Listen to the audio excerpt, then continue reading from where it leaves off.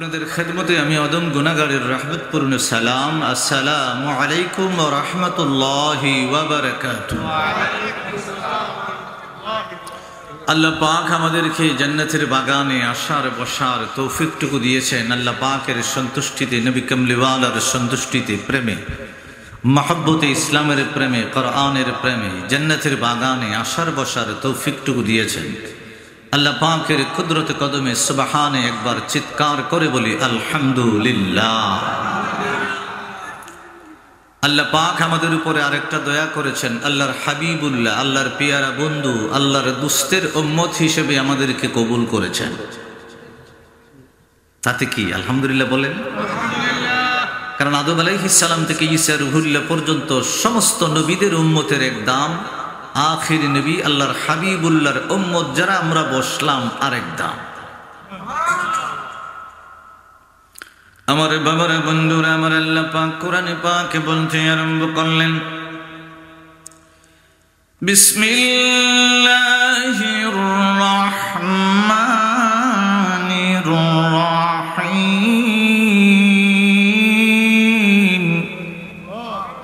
আল্লাহু আকবার যদি কোরআন তেলাওয়াতের পরে বলা হয়, তাফসিরে কাশাফ আল বায়ানি নবী কামলিওয়ালার 11 খানা হাদিসের ভিতরে 3 নম্বর হাদিস মোবারক হলো, নবী পাক বলেন কোরআন তেলাওয়াতের পরে উম্মতে মুহাম্মদী আল্লাহর প্রেমে চিৎকার করে যদি আল্লাহু আকবার বলে, তার আমল নামায় 1 সেকেন্ডে ফেরেশতার মাধ্যমে 30,000 সওয়াব দিয়ে দেয়। সুবহানাল্লাহ।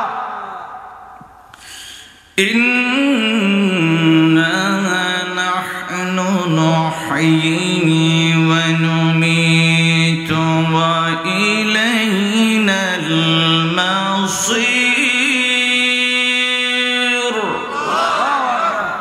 এই আয়াতের সংক্ষেপ করে আমি আপনাদেরকে কিছু বলবো। আমার আল্লাহ এটাকে এই আয়াতে বলে দিয়েছেন, আপনাদেরকে আমার আল্লাহ জীবন দান করেছেন, আবার মৃত্যু ঘটাবেন। সুবহানাল্লাহ বলবেন? তাহলে বোঝার বিষয় হলো, পৃথিবীর জমিনে মৃত্যু হলো 4 প্রকারের। কন্যা কয় প্রকার? একটু কথা বললেন, কয় প্রকার? 1 নম্বর মৃত্যু যেটা, এটা হলো স্পেশাল, যারা আল্লাহ পাকের এবং নবী পাকের জন্য জীবনটাকে উৎসর্গ করেছেন, কোরবান করে দিয়েছেন। 2 নম্বরে হলো মুমিনদের। 3 নম্বর হলো মুসলমান মুমিন কিন্তু গুনাহও করে, সওয়াবও করে। 4 নম্বরটা হলো যারা নাফরমান। এই 4 ধরনের মৃত্যু নিয়ে সংক্ষেপ করে আপনাদেরকে একটু বলবো।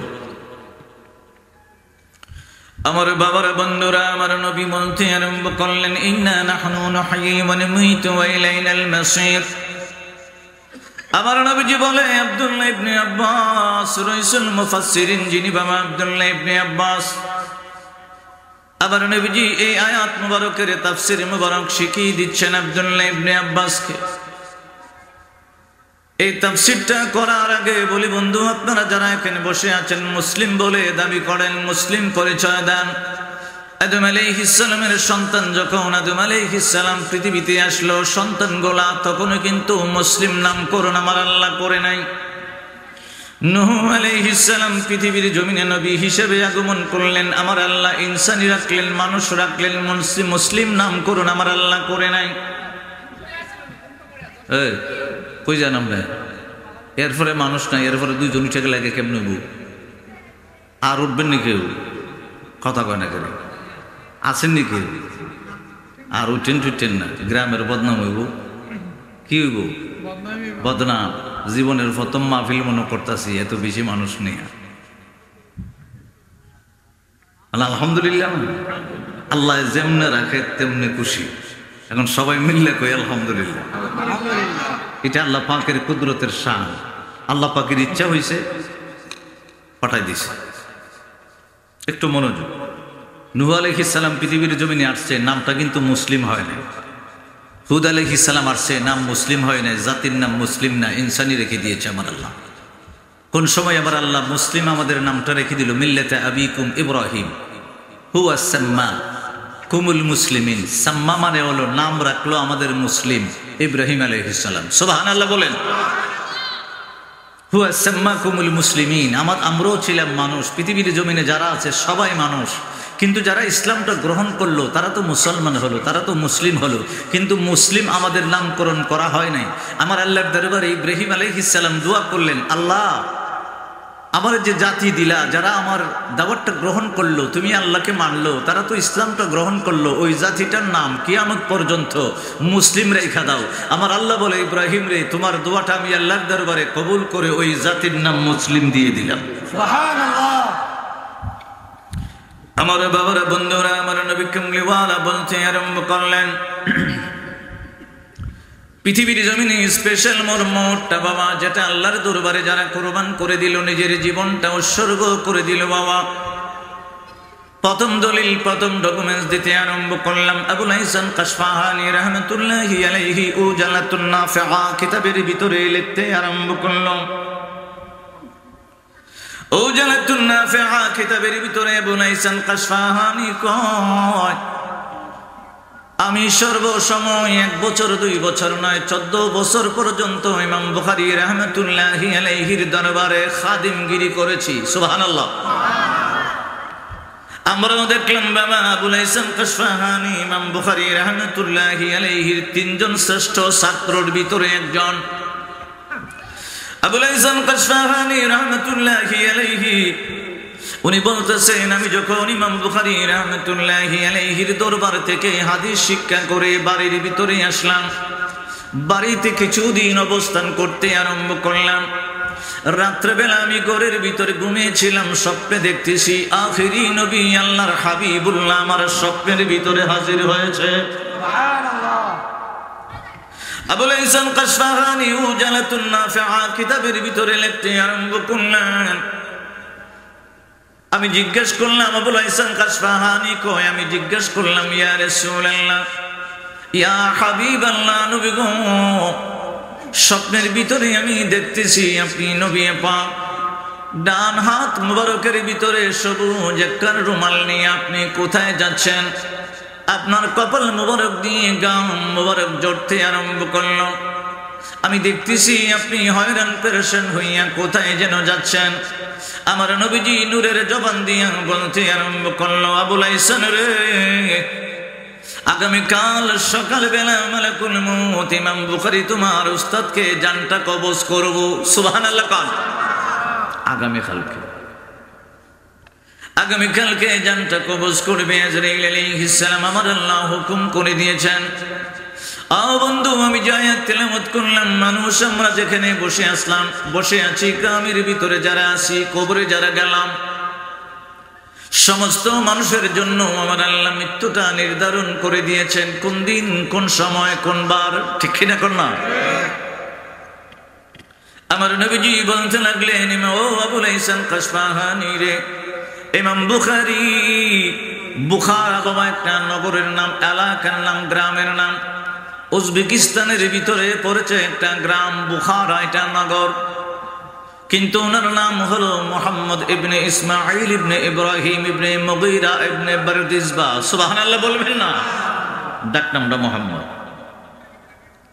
আমার বাবারে, আমার নবীজি বলতে লাগলেন, আমি যাইতেছি ইমাম বুখারী রাহমাতুল্লাহি আলাইহিকে আজরাইল আলাইহিস সালাম যখন রূহ কবজ করবে রে, এর আগে আমি নবীজি বুখারা নগরে ইমাম বুখারীর ঘরের ভিতরে উপস্থিত হইয়া যাইব। আবুল হাসান কাশফাহানি কয়, নবী গো, ওগো দয়াল নবীজি, আপনার ডান হাতের ভিতরে সবুজ রঙের রেশমি কাপড়ের একটা রুমাল দেখা যায়। এই রুমালটা দিয়ে কি করবেন ইয়া রাসূলুল্লাহ? আমার নবী কয়, ও আবুল হাসান রে, এটা হলো একটা বেহেশতি সবুজ রঙের কাপড় রে, ওই কাপড়টা আমি নবীজি ডান হাতের ভিতরে নিয়ে যাইতে আরম্ভ করলাম। কারণ হলো আমার হাদিসে পাকের জন্য, আমার আল্লাহ পাকের আদেশ নিষেধের জন্য ইমাম বুখারী পৃথিবীর জমিনে তার জীবনটা কোরবান করে দিয়েছে। সুবহানাল্লাহ। এই জন্য পৃথিবীর জমিনের অন্য মানুষের মতো মৃত্যু ইমাম বুখারীর হবে না। আমার ডান হাতের ভিতরে সবুজ রঙের যে রুমাল দেখতে আরম্ভ করলাম, আজরাইল আলাইহিস সালাম যখন ইমাম বুখারীর রূহটা কবজ করব, আমি নবী পাক ওই সবল রুমালের ভিতরে ইমাম বুখারীর রূহটা নিয়ে হাতের ভিতরে রাখব। সুবহানাল্লাহ। এই বন্ধু বলেছেন কাশফা খালি বলে, আমার যখন ঘুমটা ভেঙে গেল, আমি তখন বুখারা নগরের দিকে দৌড়াইতে আরম্ভ করলাম, কারণ আমি 14 বছর পর্যন্ত আমি ওনার ছাত্র, ইমাম বুখারীর ছাত্র ছিলাম। আমার নবী পাক থেকে যখন জানতে পাইলাম উনি ইন্তেকাল করবে, জানাজায় শরীক হওয়ার জন্য দৌড়াইতে আরম্ভ করছি। একদিনই আমি যাইতে পারলাম না, একদিন এক রাত্র আগলো, একদিন এক রাত্র মানে 3 দিন 3 রাত্রে যাইয়া 3 দিন 3 রাত্রে আমার যাইতে লাগলো। বুখারা নগরের ভিতরে আমি গিয়া পৌঁছলাম। আমার উস্তাদ ইমাম বুখারী রাহমাতুল্লাহি আলাইহির দাফন কাফন হয়ে গেল, কবরস্থ করে নিয়েছে মানুষ। আমি তখন ইমাম বুখারী রাহমাতুল্লাহি আলাইহির কবরের পাশে গেলাম। কবরের পাশে দাঁড়াইয়া যখন জিয়ারত করতে আরম্ভ করলাম, আমার নাকের ভিতরে ইমাম বুখারী রাহমাতুল্লাহি আলাইহির কবরের মাটি থেকে মেশকে আম্বরের গন্ধ বাহির হয়। ইমাম বুখারী রাহমাতুল্লাহি আলাইহির কবরের পাশে দাঁড়াইয়া আবুল হাসান কাশফাহানি কয়, আমি তখন কাশফুল কুবুর মুরাকাবা করতে আরম্ভ করলাম। ও বন্ধুরে, কাশফুল কুবুর মুরাকাবাটা কি এটা তো বুঝাইতে পারবো না বাবা, তরিকতপন্থীরা বুঝে। কিন্তু সংক্ষেপে আমি 8টা হাদিস শুনিয়ে দিতে আরম্ভ করি, তাহলে আপনার জন্য সোজা হয়ে যাবে। একটু আমার আল্লাহর রাজি খুশির জন্য চিল্লায় কি বলা যাবে আল্লাহু আকবার। একটু শুনেন, উপকার হবে, এটা একটা মাদ্রাসা ক্লাসের মতো।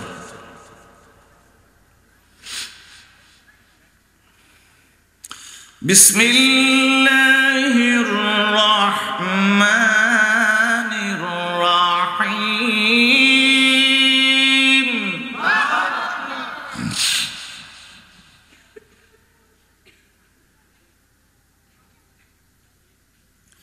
ইন্নাহু লাকুরআনুন কারীম।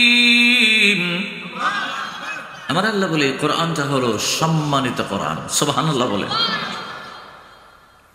ফি কিতাবিম মাকনুন। এখন বোঝার বিষয় হলো আমার আল্লাহ এই আয়াতে বলতেছেন ফি কিতাবিম মাকনুন।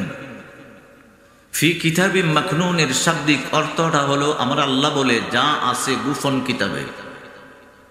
এখন আপনারা বলেন পবিত্র কালামুল্লাহ শরীফ আপনাদের ঘরে আছে না? কথা হয় দেখা যায় না, কথা কই দেখা যায় না, পড়া যায় না। আমিও তো দেখে দেখে তিলাওয়াত করতেছি, দেখা যায় তো, কথা হয় না, পড়া যায় তো। এখন আমার আল্লাহ কই ফি কিতাবিম মাকনুন, যা আছে গোপন কিতাবে। এখন ওই কিতাবে পাক দেখা যায়, ওই কিতাব পাক ধরা যায়, মানে কোরআন দেখা যায়, ধরা যায়, তেলাওয়াত করা যায়, অর্থ করা যায়। আমার আল্লাহ বলেন ফি কিতাবিম মাকনুন, যা আছে গোপন কিতাবে। গোপন মানে যা দেখা যায় না, ধরা যায় না, ছোঁয়া যায় না। সুবহানাল্লাহ বলবেন না? ছোট্ট করে আয়াতের তাফসীরটা 13টা হাদিস দিয়ে একটু শোনায় দিই, একটু মনোযোগ বুনি না, বিরক্ত হইবেন। যা আছে গোপন কিতাবে, গোপন মানে দেখা যায় না।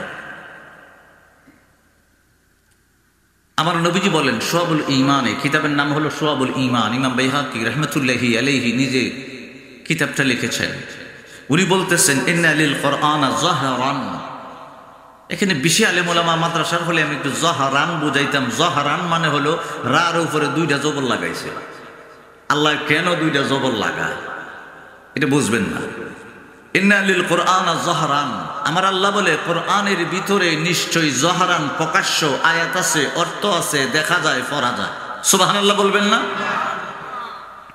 পরে বলে ওয়া বাতনান ওয়ালি বাতনিহি বাতনান ইলা 7 আবতান। একবার বলছে দেখা যায়, পড়া যায়, ছোঁয়া যায়, যাহরান প্রকাশ্য। এবার 3বার বলে বাতনান অতি গোপন, ওয়া বাতনিহি বাতনান ইলা 7 আবতান। আমার নবীজি বলেন একটা আয়াতের এবং শব্দের ভিতরে আমার আল্লাহ বাতনান বাতনিহি সাবআতি আবতান, অতি গোপন অর্থ নিহিত করে আমার আল্লাহ কোরআন নাজিল করেছেন। সুবহানাল্লাহ। যেটা এই চোখ দিয়ে কোরআনে পাকের অর্থ দেখা যায় না, তেলাওয়াত করলে দেখা যায় না, তাফসীর করলে দেখা যায় না, এটা হলো বাতনান, গোপন, অতি গোপন। সুবহানাল্লাহ বলবেন না? আরেকটু সামনে যাচ্ছি। এখন সাহাবী আব্দুল্লাহ ইবনে আব্বাস বলে, ইয়া রাসূলুল্লাহ, নবী গো, বাতনান বাতিনিহি সাবআতি আবতান, বললেন গুপ্ত অন্তর্নিহিত বাতেন দ্বারা আমার আল্লাহ কোরআন নাজিল করেছেন। তাহলে বুঝতে চাই কয়টা বাতেন গুপ্ত রহস্য দ্বারা কোরআন নাজিল করেছেন। সুবহানাল্লাহ। আমার নবীজি বলতে আরম্ভ করলেন, ইন্নাল্লাহা আনজালাল কুরআনা আলা আশরাতি আবতান।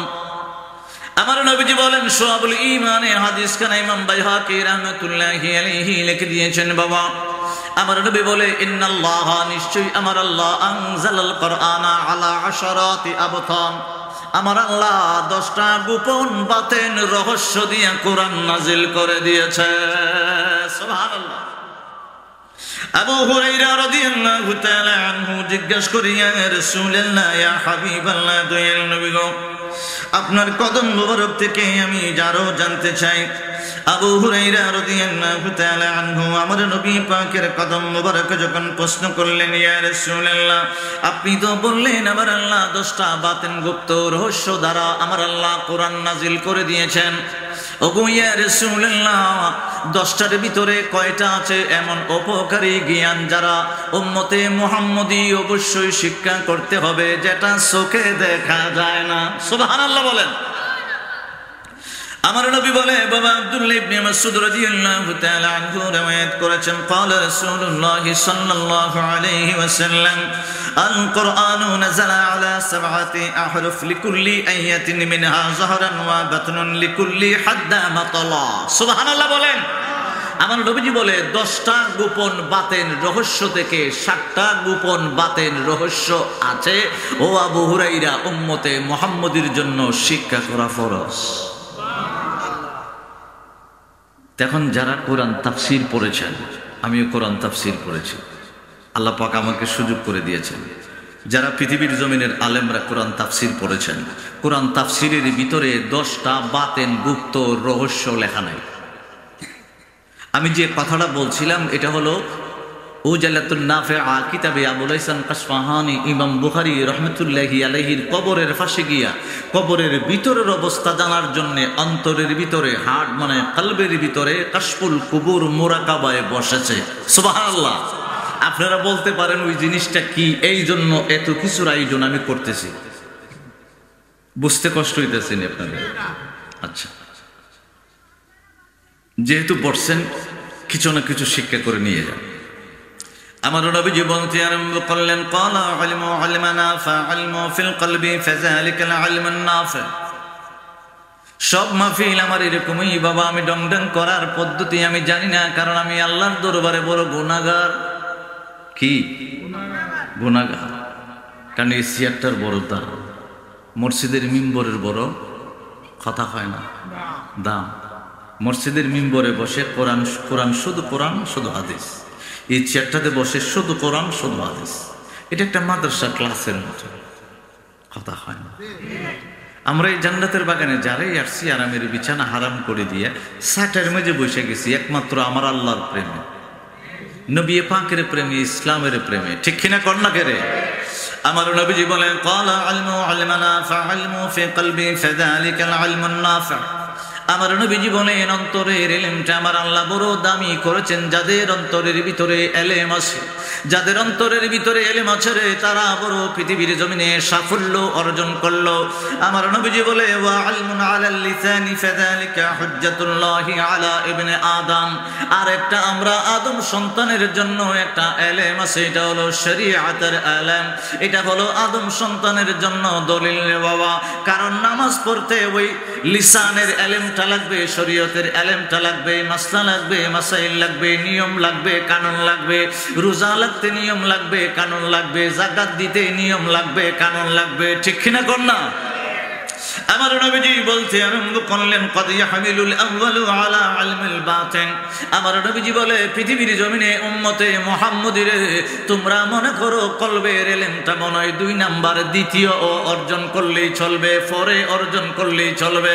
আমার নবী কই না রে না, কদ ইয়াহমিলুল আউয়ালু আলা ইলমিল বাতিন, বাতিন গুপ্ত রহস্যের ইলমটা আমার আল্লাহ নবী কামলিওয়ালার জবান মুখ দিয়া বলায় উম্মতে মুহাম্মদীরে বাতিনের ইলমটা সর্বপ্রথম আউয়াল তোমাকে শিখতে হইব। সুবহানাল্লাহ। আমার নবীজি বলে আউয়াল আলাল ইলমিল বাতিন, এটা হইলো প্রথম তুমি শিক্ষা করবা। 2 নাম্বার হলো ওয়াসানি, সানি মানে দ্বিতীয়। কষ্ট হইতেছে না আপনাদের? ওয়াসানি আলা ইলমুজ যাহির, যাহিরি ইলমটা হইলো সানি, দ্বিতীয় ইলম। চিল্লায় বলেন সুবহানাল্লাহ। আমি বলছিলাম ফি কিতাবি মাকনুন, যা আছে গোপন কিতাবে, 13টা হাদিস বলবো, বিরক্ত হইেন না। তারপরে আমি আবার যাচ্ছি আমার ওয়াজের ভিতরে। আমার বাবারা, বন্ধুরা, আমার নবী পাক বলতে আরম্ভ করলেন আশ-শরিআতু যাহিরুল হাকীকাতু ওয়াল হাকীকাতু বাতিনুশ শরিআ ওয়া হুমা মুলাজিমান। আমার নবীজি ডাক দিয়ে বলে বাহির রূপটা হলো তোমার শরীয়তের, আর ভিতর রূপটা হলো তোমার তরিকত বা হাকীকত বা মারিফতের জ্ঞান। একটু বোঝানোর জন্য, এই অর্থটা বোঝানোর জন্য বলতে আরম্ভ করি বাবা, স্টলের ভিতরে, দোকানের ভিতরে আপনি আড্ডা মারতেছেন 3 বন্ধু মিলে, পেটের ভিতরে হঠাৎ করে আস্তে করে একটা ব্যথা সৃষ্টি হয়ে গেল। বন্ধুর কাছে বললেন বন্ধুরে আমার তো ব্যথা আরম্ভ হয়ে গেল। বন্ধু আইডিয়া করে বলবে তোর মনে হয় গ্যাস্ট্রিকের ব্যথা। কথা হয় না, এটা হাদিসটা বোঝানোর জন্য।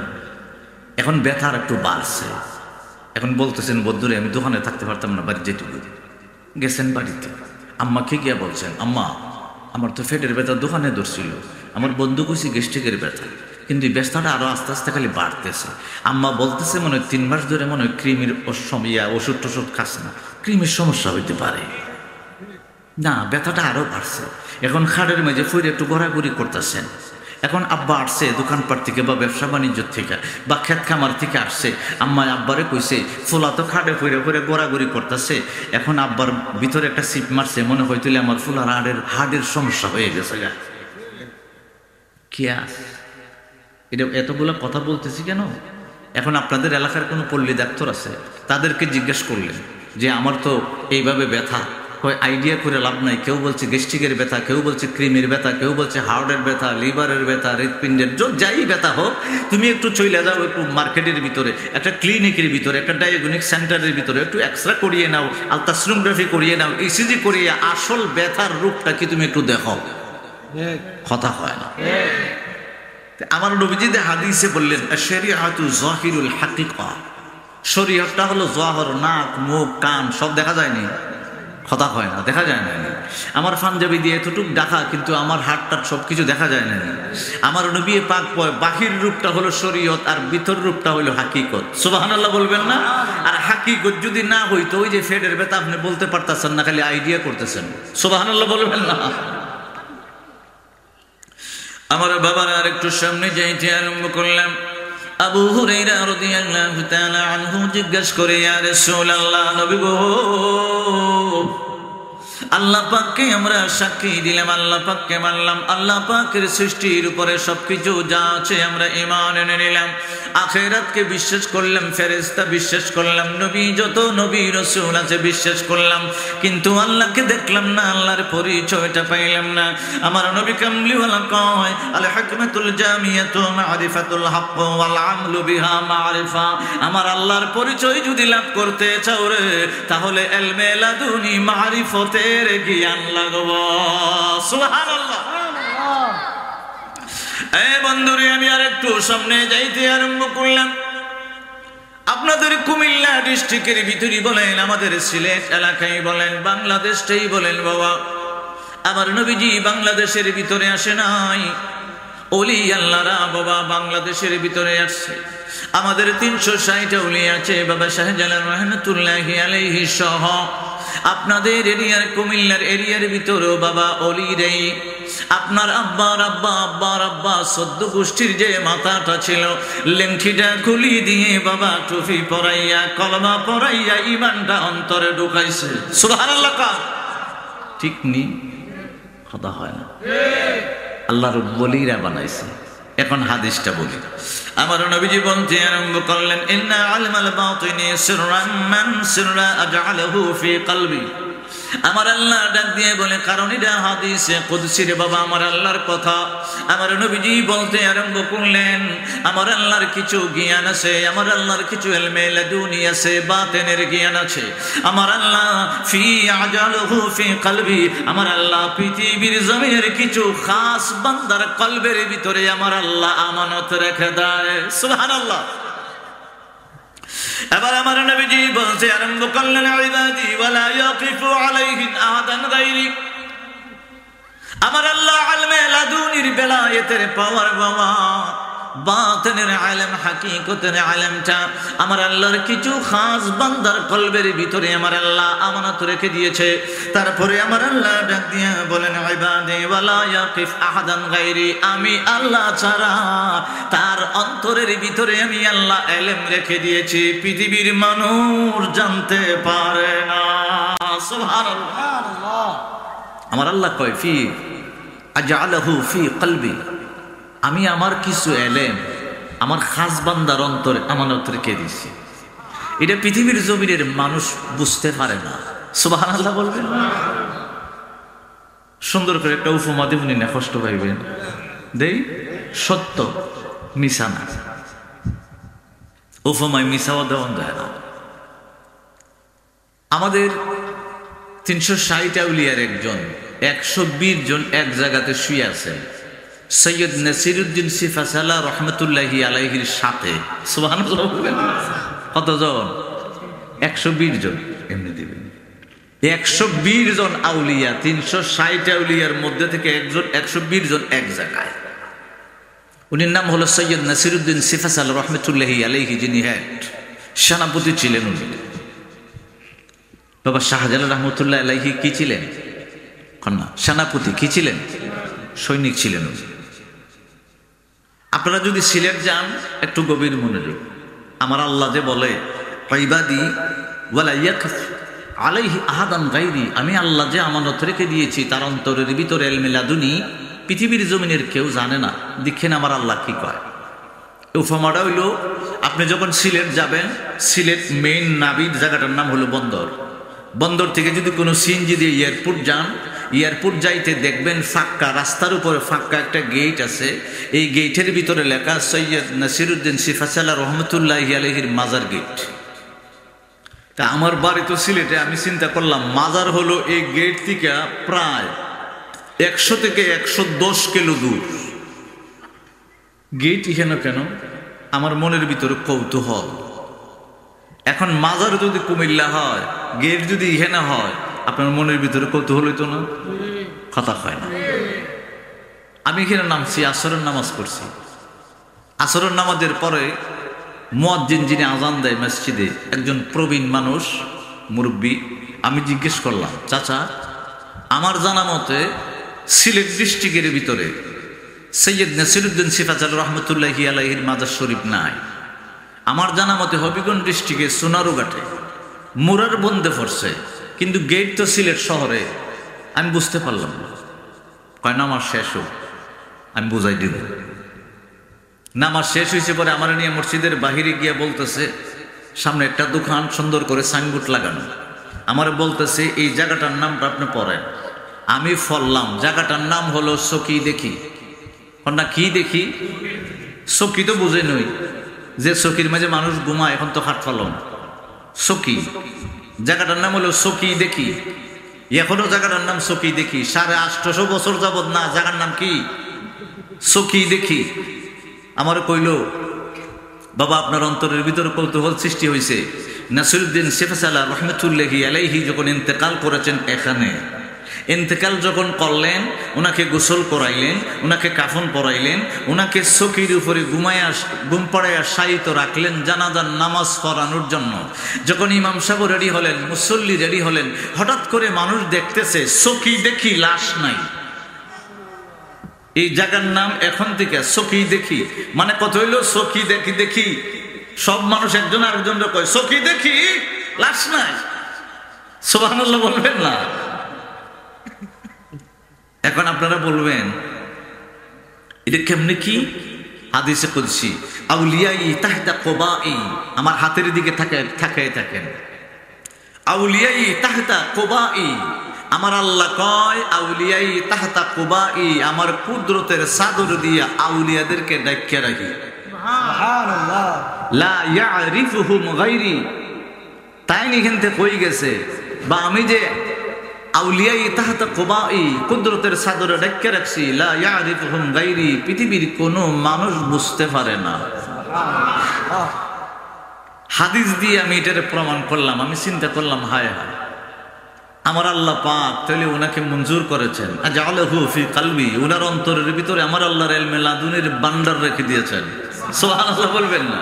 তারপরে আউলিয়াই তাহতা কুবাই লা ইয়ারিফুহুম গায়রি, পৃথিবীর জমিনের কোনো মানুষ বুঝতে পারে না। কেন? চকি আছে লাশ নাই, মানে হলো কি আল্লাহর কুদরতি চাদরে ঢেকে রাখছে, মানুষ দেখার মতো কোনো ক্ষমতা নাই। এখন ওনার লাশটা আসলো কোথায়? 110 কিলোমিটার দূরে, হবিগঞ্জ ডিস্ট্রিক্টে। কষ্ট নিতেছেন নি? হবিগঞ্জ ডিস্ট্রিক্টে খোয়াই নদী আছে একটা, খোয়াই নদীতে বাসমান, কাফন টাফন ভরানো তো বাসমান। সাতজন মানুষ পাইছে, কেউ একটু আগায়, কেউ একটু পিছায়, কেউ একটু আগায়, কেউ একটু পিছায়। এই ইতিহাসটা এই পর্যন্ত নোট হতে হতে হতে হতে সংরক্ষিত আছে মুরার বন্দে। সুবহানাল্লাহ কইতেন না? এটা ওই কাঠ বোঝানোর জন্য বললাম, এই যে কাঠ আছে না, কাঠের ভিতরে উর্দু আরবি অক্ষরে আগের খোদাই করে কিছু লেখা, এটার থেকে মানুষ নকল করে কিছু কিতাব টিতাব লেখছে, কিন্তু ওই তথ্যটা এখনো আছে। মারহাবা কন। এখন মানুষ ভয় পাইতে আরম্ভ করলো, লাশ ভাসতেছে খোয়াই নদীর ভিতরে, কেমনি কি? কারণ কিছু মানুষ সাহস করলো না, লাশ যখন ভাসতেই আরম্ভ করলো, লাশ তো উঠাইতে হবে, দাফন করতে হবে। একজন যখন ধরলে, লাশকে ধরছে, এখন লাশে তো কথা কয়। সুবহানাল্লাহ কইতে না? আমার আল্লাহ এটাই বুঝাইছেন, ইবাদি লা ইয়ারিফুহুম গায়রি, আমি আল্লাহ ছাড়া কেউ জানতে পারে না। সুবহানাল্লাহ বলবেন না? এখন লাশে কইতেছে আমার জানাজার নামাজ অবশ্যই পৃথিবীর জমিনের কোনো আলেম পড়বে, ইমাম পড়বে, যেই পড়ুক না কেন বইলে দিও আমারে উত্তর দক্ষিণ যাতে কবর না দেয়, পূর্ব পশ্চিম দেয়। এখন ইসলামের শরিয়াতের বিধান হলো উত্তর দক্ষিণ দিতে হবে, মাথা উত্তর দিকে, পা কোন দিকে? দক্ষিণ দিকে। এখন ইমাম সাহেব শরিয়াতের আইন মানতেই হবে। উনি বললেন না, এটা মানা যায় না, মরা বেড়ায় আবার কথা হয় কেমনে? মরা বেড়ায় কোনো সময় কথা হইতে পারেনি, তো জানো না তো আউলিয়াই তাহতা কুবাই, আল্লাহর কুদরতের চাদর এরারে বেষ্টন করে রাখছে। আর না হয় তাদের ইমানের এত পাওয়ার ছিল, কোন দেশ থেকে কোন দেশে আইসা, কই ইয়ামন থেকে এই দেশে আইসা আমাদের 14 গোষ্ঠীর মাথাটারে বাবা তলোয়ার ছাড়া বুঝাইয়া এলমিলে দুনিয়ার ফাওয়ারে মুসলমান বানাই দিছে। একটু বুঝবেন, যেহেতু বসেই গেছে। এখন ইমাম সাহেব বলতেছে মরা বেড়া তো কথা বলতে পারে না, উত্তর দক্ষিণই দিতে হবে। উত্তর দক্ষিণ দিয়েছে, এখনো আপনি যাবেন ওই মাজার শরীফ বলে পূর্ব পশ্চিম। সুবহানাল্লাহ বলবেন না? আমার বাবারা বন্ধুরা আর একটু সামনে যাইতে আরম্ভ করলাম, আমার নবীজি বলতে আরম্ভ করলেন, বাবা আমার নবীজি স্বপ্নের ভিতরে যখন দেখাইলেন আবুল হাসান কাশফাহানি রাহমাতুল্লাহি আলাইহি কে, বাবা আবুল হাসান রাহমাতুল্লাহি আলাইহি ইমাম বুখারী রাহমাতুল্লাহি আলাইহির কবরের পাশে যাইয়া বাবা কাশফুল কবর মুরাকাবা করলেন। মানে আলমে বরজকের সাথে বন্ধু, আলমে বরজকের সাথে একটা কানেকশন লাগাই দিলেন। আপনি বলবেন আমার আব্বা, আমার দাদা দাদি, আত্মীয় স্বজনকে কবরস্থানে গোরস্থানে রেখে আসলাম, বন্ধু না, শরীয়তের বিধান হইল আপনি কবরের ভিতরে 3.5 হাত মাটির নিচে রেখে দিলেন, কিন্তু আমার আল্লাহ ওই লাশটাকে ওই জায়গায় রাখে না, আলমে বরজকে লয়ে যায়। আলমে বরজকটা হলো বাবা পৃথিবীর জমিন থেকে 500 বছর নিচে। সুবহানাল্লাহ। আমার আল্লাহ কোরআনে পাকে বাবা এটা প্রমাণ করে দিয়েছেন। সূরা ফুরকানের 53 নম্বর আয়াতে আমার আল্লাহ বলেন, وهو الذي مرج البحرين هذا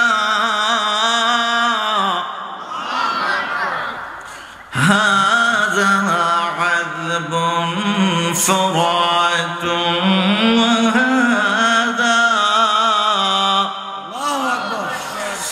وهذا ملح أجاج।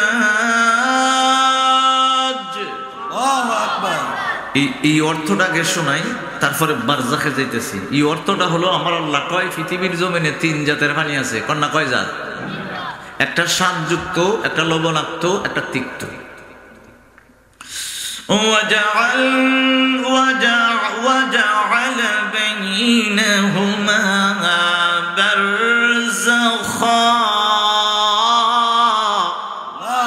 বারজাখা মানে বারজাখ। আমার আল্লাহ বলেন ওয়াহিজরান মাহজুরা।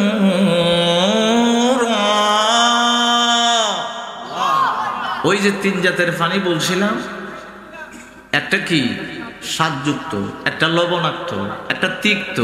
ওই 3টা সাগরের গভীরে আমার আল্লাহ বরজক রেখে দিয়েছেন। এখন খবর দিচ্ছেন কবরস্থানে, না হই কবরস্থান না, বাস্তবে শরীয়তের বিধান কবরস্থানে দিচ্ছেন। কিন্তু আপনি বলবেন কিছুদিন পরে তো খুদলে টুদলে পাওয়া যায়।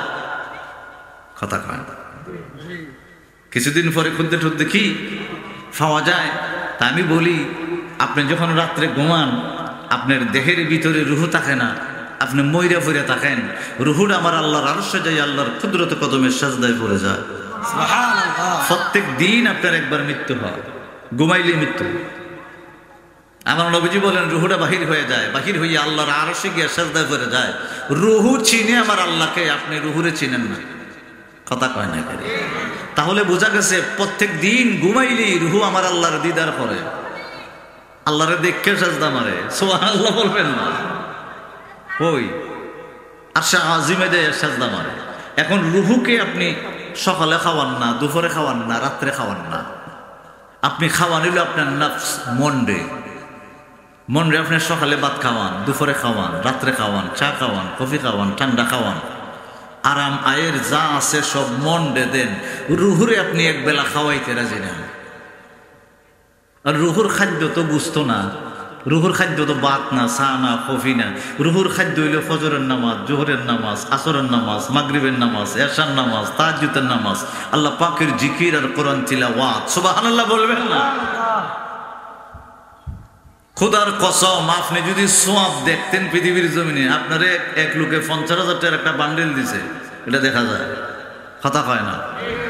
এই যে একটু আগে যে সুবহানাল্লাহ বলছেন না, এই সুবহানাল্লাহর সওয়াবটা যদি আপনি দেখতেন, সওয়াবের লেগে পাগলে গেলেন কইলে। কিন্তু সওয়াব কোনদিন দেখা যায় না বিদায় মানুষ যারা দেখে না, এটার মূল্য দেয় না। গোসা করতেছেন মনে। আপনি রুহুকে খাওয়ান যদি না দেন, কবরের অবস্থা বড় ভয়াবহ। রুহুরে আপনি খাওয়াইতে হবে। একবার এক মন মস্তিষ্ক দিয়ে, ব্রেন দিয়ে একটু চিন্তা করে দেখবেন, মন আপনাকে বাঁচায় রাখে নাই। আমার আল্লাহর ভাষা হলো নফস। নফস আপনাকে বাঁচায় রাখে নাই, বাঁচায় রাখছিল রুহু। রুহুটা দেখের থেকে বাহির হয়ে গেলি আপনি শেষ। কথা কয় না? যে আপনাকে বাঁচাই রাখলো, তারা আপনি দুপুরেও দেন না, সকালেও দেন না, রাত্রেও দেন না। কারণটা কি? তারা খাওয়াইবার দরকার আসেনি। কথা কয় না? আসেনি? আমার বাবারা, বন্ধুরা, আমার নবী পাক বলতে আরম্ভ করলেন সূরা আল ফুরকানের 53 নম্বর আয়াতে আমার আল্লাহ বলে, আমার নবীজি বলে, আব্দুল্লাহ ইবনে আব্বাস রে, পৃথিবীর জমিনে একটা মানুষকে যখন কবরস্থ করা হয়, তুমি মনে করো এই মানুষটা কবরের ভিতরে আছে না, ওই মানুষটাকে আমার আল্লাহ আলমে বরজখে নিয়ে যায়। আলমে বরজখে নিয়ে যদি লোকটা নেককার হয়, তার জন্যে আমার আল্লাহ বেহেশতের ব্যবস্থা করে। আর যদি নেককার না হয়, বদকার হয়, তার শাস্তির ব্যবস্থা আলমে বরজখে নিয়ে আমার আল্লাহ করতে আরম্ভ করে।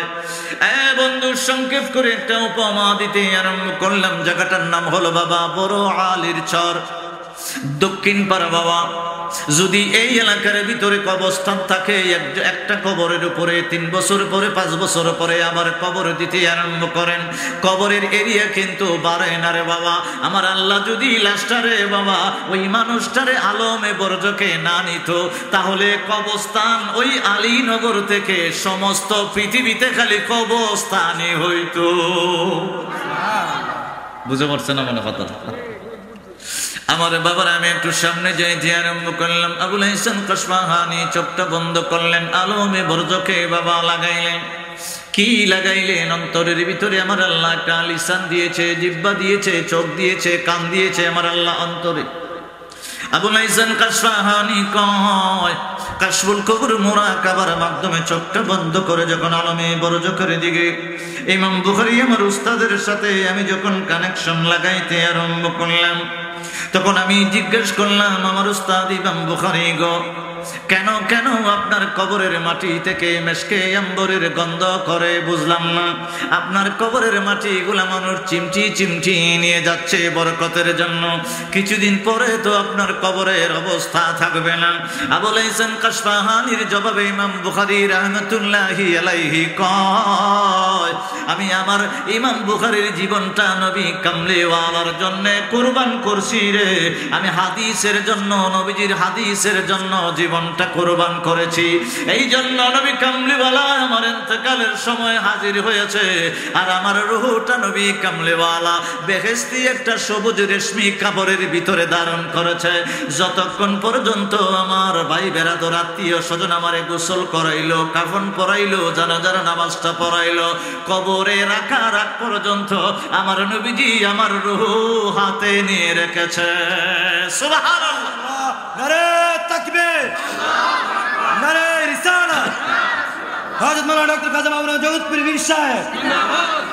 আবুল হাসান কাশফাহানি কয়, আমার উস্তাদ ইমাম বুখারী যে কিতাবটার বাজে লিখতে আরম্ভ করলো, কিতাবের নাম হলো উজালাতুন নাফিআ। কিতাবের ভিতরে বাবা 2য় খণ্ড 38 পৃষ্ঠা থেকে শুরু করেছেন 42 পৃষ্ঠা পর্যন্ত। আবুল হাসান কাশফাহানি ওয়াকিয়াটা আমার নবী পাকের স্বপ্ন মুবারক বলতে আরম্ভ করলো। আবুল হাসান কাশফাহানি কয়, আমার উস্তাদ বলল, যখন কবরস্থ করা হলো আমি ইমাম বুখারীকে, আমার নবী কামলিওয়ালা মানুষকে যখন কবরস্থ করা হয়, তখন ফেরেশতার মাধ্যমে প্রত্যেকটা মানুষের রূহ তার দেহের ভিতরে ঢুকাইয়া দেওয়া হয়, তারে জিন্দা কইরা কবরের ভিতরে বসানো হয়। তারে বসাইবার পরে প্রশ্ন আরম্ভ হয়ে যায়। আবুল হাসান কাশফাহানি কয়, ও ইমাম বুখারী গো, আপনার কবরের অবস্থা কেমন? ইমাম বুখারী ডাক দিয়া বলে, আমার আল্লাহ নবী পাকের হাদিস মুবারক একত্রিত করার জন্য আমার আল্লাহ কবরটারে জান্নাতের বাগান বানাইছে। সুবহানাল্লাহ। উলাইকা হুমুল মুমিনুনা হাক্কান লাহুম দারাজাতুন ইনদা রাব্বিহিম। আমার আল্লাহ বলে, উলাইকা হুমুল মুমিনুনা হাক্কা। হাক্কা মানে সত্য, মুমিনিন বুঝা গেছে, মানে আমার আল্লাহ বলে সত্যিকারের মুমিনের জন্য পুরস্কার 3টা। জোরে কইতেন না সুবহানাল্লাহ। 1 নাম্বার, লাহুম দারাজাত ইনদা রাব্বিহিম। এটা হলো আমার আল্লাহ স্বয়ং দিবেন, 1 নাম্বারটা। 2 নাম্বার হলো মাগফিরা। আমার আল্লাহ বলে তার জীবনের সমস্ত গুনাহ আমি মাফ করে পবিত্র করে দেব। 3 নাম্বার হলো রিজকুন করিম। রিজকুন করিম মানে আপনারা, আমরা বলি না নি তোর রিজিক নাই বা রিজিক আছে, বা আমার বাড়িতে আইসো যাই রিজিক আছে তুমি খাও, কথা হয় না।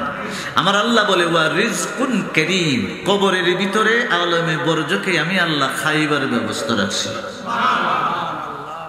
কি ব্যবস্থা?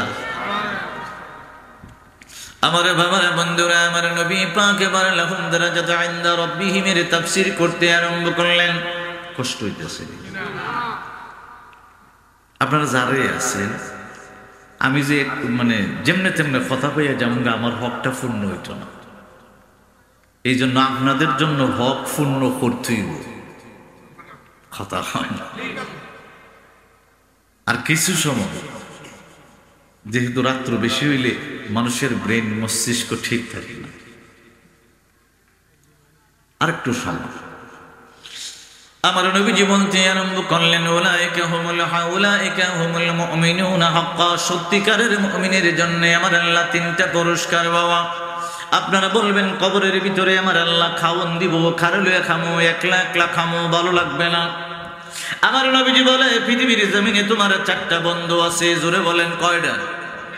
পৃথিবীর জমিনে চারটা বন্ধু আছে। এক নম্বর বন্ধুটা হইল বাবা আপনার জায়গা জমিন, এটা আপনার বন্ধু, ওইটার ভিতরে হাল চাষ করেন, রিজিকের ব্যবস্থা আপনি করতে আরম্ভ করেন। দুই নম্বর বন্ধুটা হইল আপনার ঘর, যেখানে থাকেন না কেন দিনের বেলা রাত্রে বেলা আইসা যেমনই ঘর হোক না কেন, এই ঘরের ভিতরে ডইখা গেলে দরজা লাগাইলে আরামে ঘুম আইসা যায়। আমার নবীজি বলে দুই নম্বর বন্ধু হইল তার ঘর। তিন নম্বর বন্ধু হইল টাকা।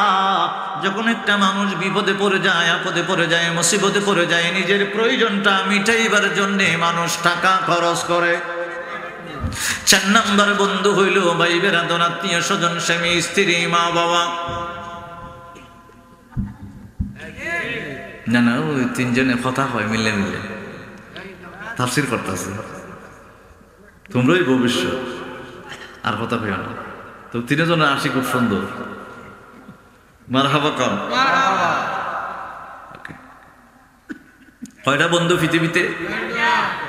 একটা হইল জায়গা বন্ধু বাবা, দুই নাম্বার ঘর বন্ধু, তিন নাম্বার টাকা, চার নাম্বার আত্মীয় স্বজন, ভাই বেরাদর। আমার নবী ডাক দিয়ে বলে উম্মতে মুহাম্মদ রে, আমার সাহাবীর দলেরা রে, আজরাইল আলাইহিস সালাম যখন তোমার রূহটা নিয়ে যাবে, এক নম্বর বন্ধু জায়গা বন্ধু তোমার জায়গার ভিতরে পড়ে থাকবে। ও বন্ধু, দুই নম্বরে আমার নবীজি বলে দুই নম্বর বন্ধু তোমার ঘর, কিন্তু ঘরের ভিতরে তোমার স্ত্রী রাখবে না, স্বামীও রাখবে না, ভাই বেরাদর রাখবে না, বাহির কইরা দিব। তিন নম্বরে সুকেজের ভিতরে টাকা আছে, আলমারির ভিতরে, ব্যাংকের ভিতরে টাকা, কিন্তু কাফন ছাড়া কোনো কাজে লাগবে না। আমার নবীজি বলতে আরম্ভ করলেন জায়গা বন্ধু কাজে আসবে না, ঘর বন্ধু কাজে আসবে না, টাকা বন্ধু কাজে আসবে না। এখন ভাই বেরাদর আত্মীয় স্বজন রয়ে গেল। ভাই বেরাদর আত্মীয় স্বজন তোমাকে গোসল করাইব, কাফন পড়াইব, কবরস্থ করে সুন্দর করে মাটি দিয়া তারাও যখন চলে আসবে, কবরের ভিতরে কেউ নাই রে। আমার নবী কয় কবরের ভিতরে উম্মতে মুহাম্মদী পৃথিবীর জমিনে চারটা বন্ধু আছে, কিন্তু কবরেও তোমার চারটা বন্ধু সাথে করে লইয়া যাইতে হইব। সুবহানাল্লাহ।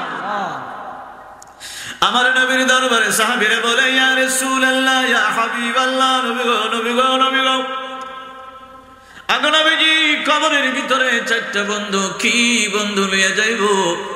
পৃথিবীর জমিনে জায়গা বন্ধু যাবে না, ঘর বন্ধু যাবে না, টাকা বন্ধু যাবে না, ভাই বেরাদর যাবে না, স্ত্রী যাবে না, স্বামী যাবে না, বন্ধু বান্ধব পাড়া প্রতিবেশী যাবে না, কারে লইয়া যাইব?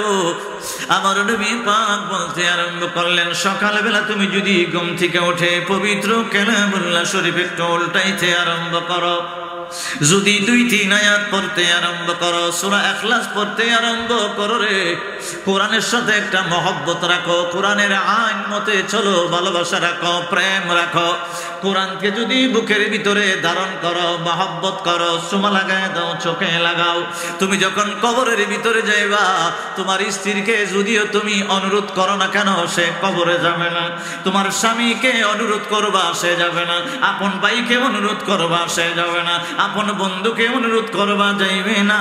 আমার নবীজি বলে পবিত্র কালামুল্লাহ শরীফের সাথে মহব্বত রাখলে রে, কবরের ভিতরে মাথার পাশে দিয়া পবিত্র কালামুল্লাহ শরীফ 16-17 বছরের যুবক হইয়া বৈশা থাকবো। আমার আল্লাহ কুরআনুল কারীমকে 16-17 বছরের যুবক বানাইব, বানাইয়া খবরের ভিতরে আপনার মাথার পাশে বসায় রাখবো। ওই বেহেশত থেকে ফেরেশতারা ওয়া রিজকুন কারীম আদার চালু আইব।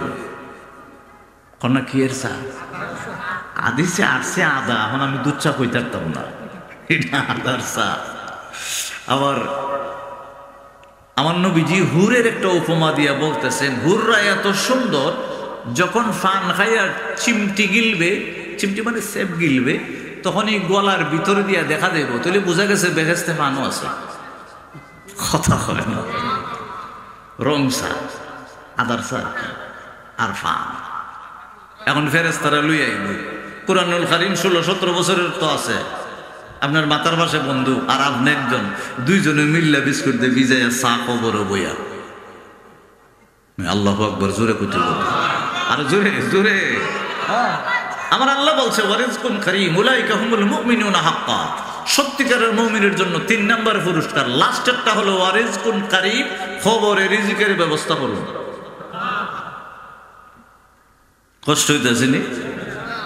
আমার নবীজি এবার বলতে আরম্ভ করলেন, কবরের ভিতরে আর একটা বন্ধু আছে, যখন মসজিদের ভিতরে আজান হয়ে যাবে, মসজিদের ভিতরে যখন আজান হয়ে যাবে, তুমি খেত খামারে থাইকা আজানটা যখন শুনলা, কাজটা বন্ধ করে দিলা, ক্ষেতের লাইলের ভিতরে আস্তে করে কিচ্ছু বিছাই দিলা, কিচ্ছু নাই, তুমি ক্ষেতের লাইলের ভিতরে জমিনের উপরে নামাজটা আদায় করতে আরম্ভ করলাম, জমিনের শেষ করা পানি দিয়ে ওযু বানাইতে আরম্ভ করলাম। আমার নবী পাক বলে, এই পৃথিবীর জমিনে আমার উম্মতের দল কলেজে পড়বে, মাদ্রাসায় পড়বে, কত জায়গায় লেখাপড়া তারা করবে জ্ঞান অর্জনের জন্য। যখন আজান শুনবে, নামাজের মহব্বতে যখন তার আড্ডা টাড্ডা সব কিছু বাদ দিয়ে মসজিদের দিকে দৌড়াইব, আর স্টলের ভিতরে বসে বসে আড্ডা মারবো, আজানের ধ্বনি শোনার সাথে সাথে সার কাপটা যখন আস্তে করে রেখে দিবে, মসজিদের দিকে দৌড়াইব। ওই নামাজের সাথে প্রেম ভালোবাসা মহব্বত রাখার কারণে আমার নবী কয়, 5 ওয়াক্ত নামাজকে আমার আল্লাহ 16-17 বছরের যুবক বানাইয়া ওই মুর্দাদার ডান পাশে কবরের ভিতরে বসাইয়া রাখব। কটা হইছে? কথা কয় দুইটা। একটু টেস্ট কইরেন, যে বন্ধু সারা জীবন ভালোবাসা মহব্বত কইেন, ইন্তেকালের পরে প্রতিদিন রাত্রে বা দিনে একটু খবরটা জিয়ারত করিস, রঙ্গে রঙ্গে 1-2 দিন 1 সপ্তাহ করতে পারি, এরপরে বন্ধুর আর সময় নাই। কথা কয় না, আসলেই সময় নাই। আচ্ছা বন্ধু বাদ দেন, ছেলেরে কইেন, ছেলে ঢাকা ব্যবসা আছে, সিডিয়াং ব্যবসা আছে, সিন্ধি চালাই দিব, নাহলে বিদেশে যাই তুইব, নাহলে খেত কামারে কাম করতে হইব, 1 দিন 2 দিন 3 দিন ইমাম সাহেব লইয়া যাইব যাইব যাইব যাইব, এরপর আর মনে থাকতো না। কথা কয় না কেন? বাস্তব সত্য, মহাসত্য কথা, কবরে অবশ্যই যাইতে হইব, আর ওই বন্ধুগুলা না থাকলে কোনো উপায় না। আমার নবীজি বলতে লাগলেন, আমার সাহাবীরা রে, 3 নম্বর বন্ধু হলো 1 বছরের ভিতরে আসছে রমজান। 1 বছরের ভিতরে বাবা আমার আল্লাহ রমজানের রোজা কোরআনের আয়াত দ্বারা ফরজ করে দিতে আরম্ভ করলো আমরা উম্মতে মুহাম্মদের জন্য। ফাঁকে একটা কথা মনে হয়েছে, কইতাম নি? সবাই কইলে কইব। গত রাত্রে বাজে প্রায় সকাল 4:30, আমি একটা ভিডিও দেখতেছি, একজন বড় ডাক্তার, উনি ডায়াবেটিস বিশেষজ্ঞ, হরমোন বিশেষজ্ঞ, উনি একটা সাক্ষাৎকার দিতেছে মানব জমিনে। এর মধ্যে দিয়ে কথা কইতেছে রোজা, কন্যা কি এর? উনি সাক্ষাৎকারের ভিতরে বলতেছে ডায়াবেটিসের রোগীদের জন্য প্রশ্ন করছে সাংবাদিক মানব জমিনের, এরা রোজা রাখতার বলি। উনি বলতেছে মানুষের দেহের ভিতরে কিছু কোষ আছে, কিছু কোলেস্টেরল আছে তৈরি হয়, কিছু চর্বি আছে তৈরি হয়। উনি লিভার ফাংশন থেকে শুরু করে, হার্ট ফাংশন থেকে শুরু করে, রক্ত চলাচলের রগ, পেশি মানে গুস্ত, সমস্ত কিছুর বর্ণনা দিয়া কইলেন। তার সায়েন্স অনুযায়ী, ডাক্তারি অনুযায়ী বললেন 30টা রোজা রাখলে পরে এই দেহের যে 1 বছরে মানে 11 মাসে যে দেহের ভিতরে অচল কিছু জিনিস দেখা দিছে, 1 মাসে উপবাস থাকলে এগুলা সচ্ছল হয়ে ভালো যাব। এটা হলো ডাক্তারের কথা, রিচার্জ করে বাড়ি করছে। আমার আল্লাহ জানে আল্লাহর বান্দা 11 মাস চলাফেরা করলে দেহের সমস্যা দেখা দিব, এই জন্য 1 মাস রোজা ফরজ করে আবার দেহটারে বালা করবার ব্যবস্থা করে দিছে। এটা আমি ভিডিও দিকে বুঝলাম। তাহলে বোঝা গেছে ডাক্তাররা খালি উপাস থাকতো চায়, এই উপাস আর সেই উপাসে পার্থক্য আছে কি নাই? এখন আর একটু বলি, বিশ্ব স্বাস্থ্য সংস্থা মানে বিশ্বের যারা স্বাস্থ্য নিয়ে মানুষের বডি নিয়ে গবেষণা করে, যারা ডক্টর ফিলোসফি করেছেন বা এমপিল করেছেন এটার উপরে বডি গবেষণায়, তারা বলতেছে তারা একজন কাফেরকে সেহরি মানে আমরা যে সময় সেহরি খাই, সেহরির সময় খাওয়াইছে একটা কাফের রে, খাওয়াইছে একটা মুসলমান রে, যার উপরে রোজা ফরজ। কথা বুঝতেছেন নি? একটা কাফের রে খাওয়াইছে, বলে তুইও সেহরির সময় মুসলমানের সাথে খা, আবার একসাথে ইফতার করবি, কারণ তোরা দুইজনের বডিটা চেক করে দেখতাম গুণাগুণ কার বডিতে আছে। দুজনের রোজা রাখাইছে, ওগুলা কাফের আর ওগুলা মুসলমান। বিশ্ব স্বাস্থ্য সংস্থার গবেষকরা মানে বডি নিয়ে গবেষণা করতে যায়, ইফতারের পরে মুসলমানরাও চেক করছে, কাফেররাও চেক করছে। কাফের দেহের ভিতরে উপবাস থাকার কারণে কোনো গুণাগুণ নাই, কিন্তু মুসলমানের দেহের ভিতরে 70টা গুণাগুণ দেখা দিয়েছে। 1200 গবেষক একবার লক কলমা ফিরে মুসলমান হয়ে গেছে।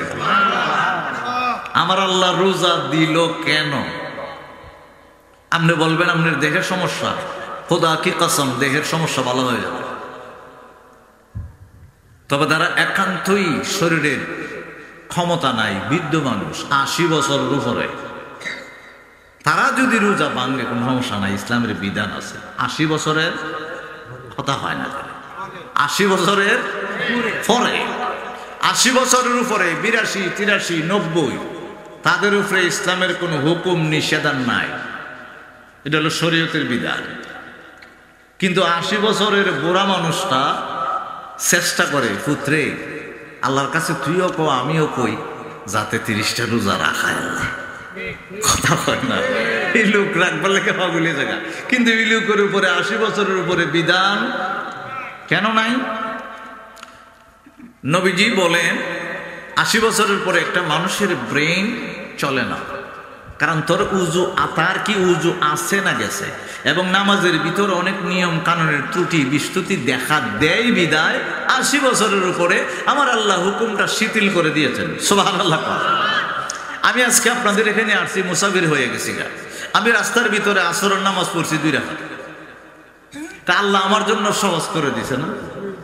এশার নামাজটা আমি পড়ছি কোম্পানিগঞ্জ গ্যাস পাম্পে, আইতে গ্যাস পাম্পের একটু আগে বামে, আমার লেগে 2 রাকাত করে দিছে আল্লাহ।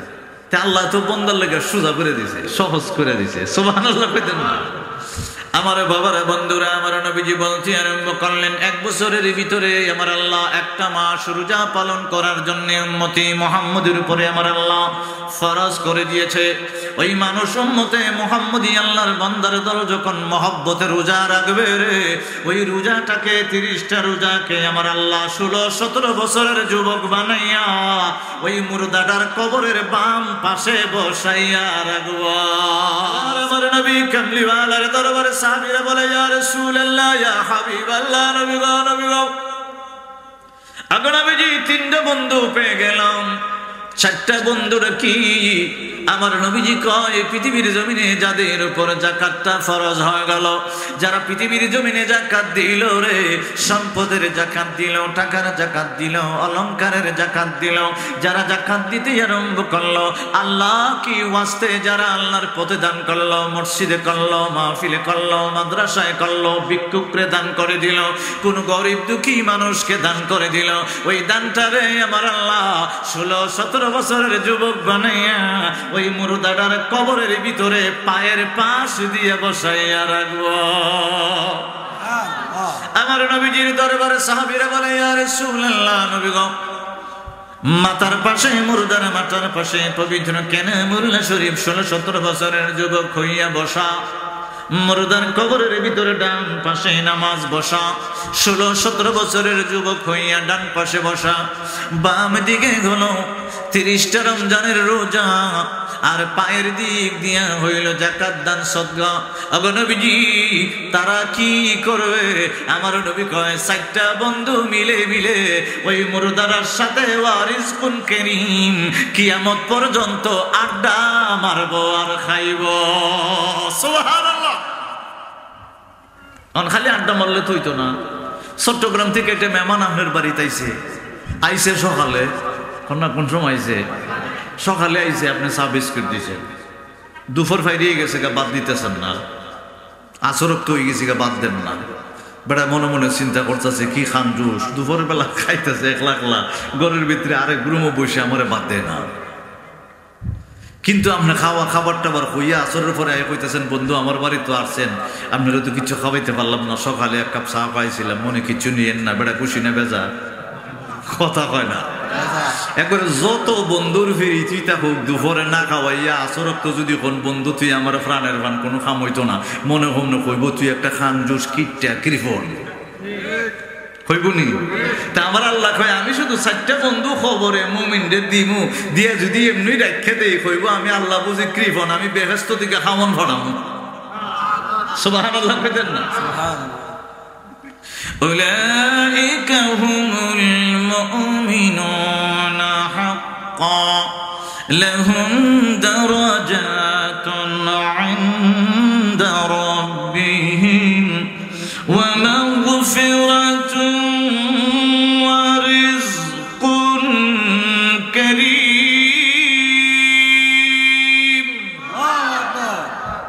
সত্যিকারের মুমিনের জন্য কবরের মধ্যে 4 বন্ধু, কিয়ামত পর্যন্ত এই বন্ধুর জন্য আল্লাহ বেহেশত থেকে ফেরেশতাদের মাধ্যমে খাওয়ান ফাড়াইব। খবরের ভিতরে আলমে বরজকে বৈশা বৈশা তারা গল্প করব। আমার নবীর দরবারে সাহাবীরা কই ইয়া রাসূলুল্লাহ হাসরের ময়দানে কি করব? কই 4টা বন্ধু মিল্লা আল্লাহর দরবারে শাফাআত করে বেহেশতে ঢুকাই দিব। তো কোন দেখি তাইলে এই 4টা বন্ধু কবরে নিবার দরকার আসেনি? কথা হয় না, আসেনি? সুন্নিয়তের প্রচারের স্বার্থে ভিডিওটি লাইক, কমেন্ট ও বেশি বেশি শেয়ার করুন। আমাদের সাথে থাকুন।